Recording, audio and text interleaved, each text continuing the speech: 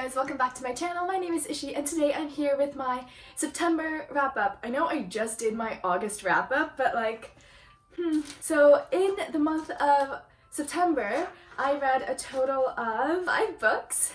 I know that's not that much compared to like other people on BookTube because their wrap-ups are like 10 books, 15 books long, but honestly 5 books is a pretty good number of books to read. The first book I have is Good Omens by Pratchett and Neil Gaiman. This book is basically about like the end of the world. There's like heaven and hell, and there's angels who are like on Earth trying to make Earth a better place, but they've been here so long that they're kind of like whatever. And then there's also demons who are on Earth from hell, and they're here to just like make Earth like a hellish place, but like they've also been here for so long that they're just kind of like doing their own thing and they're adapting to the world as the world evolves. And it's finally time for like the devil to bring the Antichrist to Earth. And in the beginning, when we're reading all about this and about the baby and about the baby switch through the perspective of the demon Crawley and the angel Azrael, I was super into it. I loved both Crawley, I loved Azrael, I loved the dynamic between the two of them, and I honestly loved them so much. Then it started switching perspectives to all these other random people. I didn't get why we were reading through their perspective, to be honest. Honestly, if this book had only been through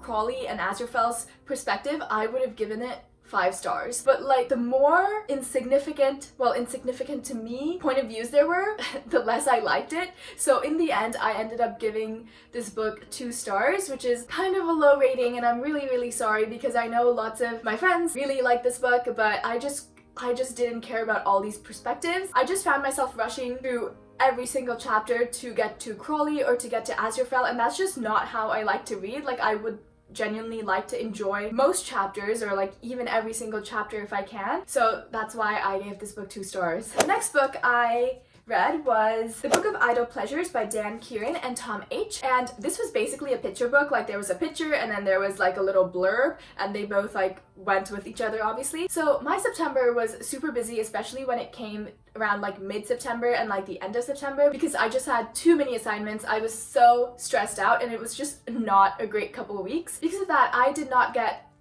much reading done, especially during like that mid-September period. So I saw this book in like the library and I picked it up. It's about self-care. It's about like taking a break and resting and not feeling bad about it and doing things that bring you like little snippets of joy in life. And instead of doing like big bold things to kind of like have a good time, it's about really enjoying the little things in life, like catching leaves that are falling during fall and like taking a bath and all these things. And this book really kind of helped me look at the world with like fresh eyes, and I look out the window and I see leaves are falling and it's like red leaves, orange leaves, and I'm like, wow, that's really pretty. I was so kind of wrapped up in my own world and in my own busy schedule that I didn't really take the time to look out and just kind of enjoy the world that I live in.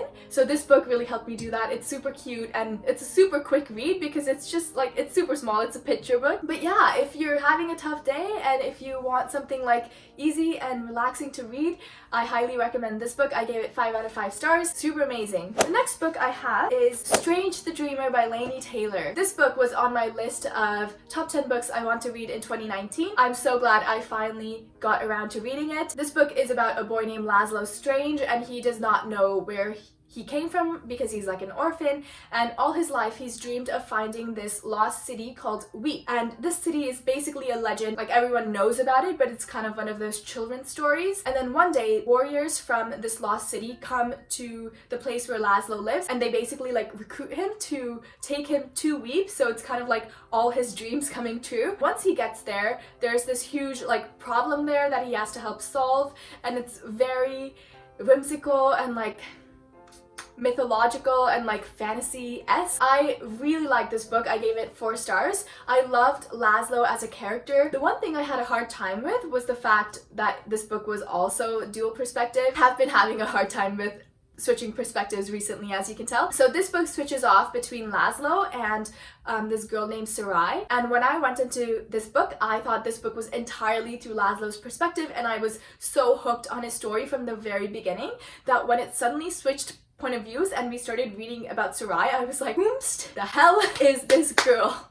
I was so annoyed. I've literally never been more annoyed in my life than when I was so excited reading about Laszlo and his journey, and then we suddenly switched. It was kind of like taking a bite into a cookie that you thought was chocolate chip, but it's actually oatmeal raisin. And if you hate oatmeal raisin, I'm so sorry. Like, I actually love oatmeal cookies, but I hate raisins. So it's really like the raisins that did it for me. And honestly, Sarai was a raisin. I wasn't interested in Sarai's point of view until like the last half, or like even the last quarter of this book. That's kind of where I took 1 star off. But I loved Laszlo. I even liked the prince. I forgot his name, I'm so sorry. And I loved like the warriors. But yeah, I really enjoyed this book. I did not like the ending because I did not agree with the decision that Laszlo made in the end. But someone told me that Muse of Nightmares, the second book, takes off right where Strange the Dreamer leaves off. So I'm hoping to get into Muse of Nightmares soon. The next book I read is All the Light We Cannot See by Anthony Doerr. And this book, just like Strange the Dreamer, was on my list of books I want to definitely read in 2019. And this book actually has been on my list of books I want to read since like 5 or 6 years ago. It's one of those books that is so well renowned and everyone reads it and everyone like appreciates the history of it, the beauty of it, and I just wanted to be part of the group of people who appreciate this book. And to be completely honest, it is a really hard book to get into because I have actually picked up this book multiple times like throughout the past couple years and have DNF'd it because I just was having a tough time getting into it. But once you get past like the 50-page mark, like the 75-page mark, that's when it really like hooks you in. This book is also dual perspective, and the first perspective we follow is of a blind girl, and we follow her from when she was like 10, 11 to when she is like 16, 17, and she lives in Paris with her father, who is a locksmith at a museum. And the next perspective we follow is of this boy named Werner, and he is an orphan. He and his sister live at an orphanage with like a bunch of other children, and he's really smart. He's really into fixing things, and he's very gifted with like fixing radios and like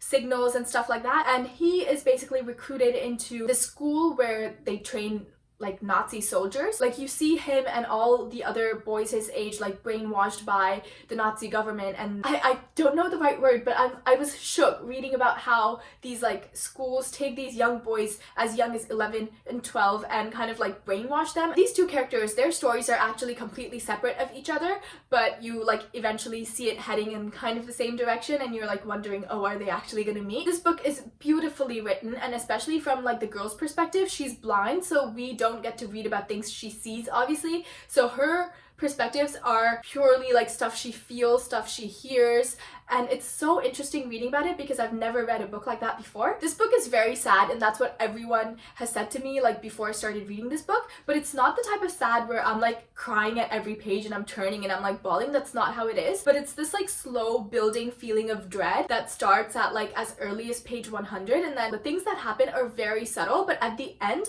you're like sitting there and you're like, oh my goodness, when did all this happen? Because you don't really see any big major events happening. It's just like subtle sadness that kind of is very small in the beginning, but then builds up to this huge like feeling of heaviness and sadness in your heart by the end of the book, and it's so beautiful. If you read it, I hope you really like it. You just have to power through that first part where it's kind of hard to get into, but yeah. And then the last book I read in September was Kingdom Hearts by Shiro Amano. I've had this book since like middle school, and I honestly don't know why I have book 2. I don't think I've ever really read book 1. Kingdom Hearts is actually a Disney video game, and they made like a manga from it, and it's about a boy named Sora who like loses all his memories, so they create this parallel like fake universe to have him live in until he like gets his memories back. So in this parallel universe, he is a boy named Rozux. This book follows Rozux as he's like regaining his memories and learning that he actually is Sora, if that makes sense. I think I've read this book multiple times growing up. I've read it in middle school, like I've read it multiple times in high school, and like honestly, why not? The fact that I haven't read book 1